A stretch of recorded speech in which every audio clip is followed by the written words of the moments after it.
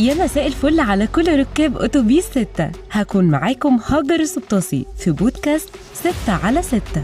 حلقة النهاردة عن تحويش الفلوس، ولكن قبل ما نبدأ حلقتنا خلونا نروح لفاصل سريع ونرجع تاني.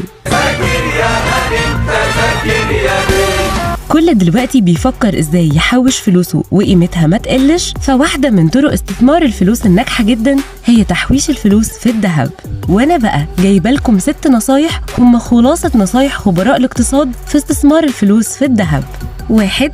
انك ما تكونش هتحتاج الفلوس دي في فترة قريبة، لان التحويش في الذهب بيحتاج ان انت تبيعه بعد مدة طويلة علشان تقدر تحقق عائد. 2. انك تشتري سبائك، ما تشتريش مشغولات ذهبية، خواتم وسلاسل، علشان ما تدفعش مصنعية كتير وما تخسرش اصلا فلوس مصنعية. 3. اوعى تشيل الغلاف الخارجي اللي على السبيكة، واوعى تغير من حالتها، حافظ عليها زي ما هي علشان ما تخسرش قيمتها. 4. ممكن تستبدل السبايك دي وتشتري العملات الذهبية، لأن تسييلها بيكون أسرع وأسهل لأنها بتتحول لعملات متداولة.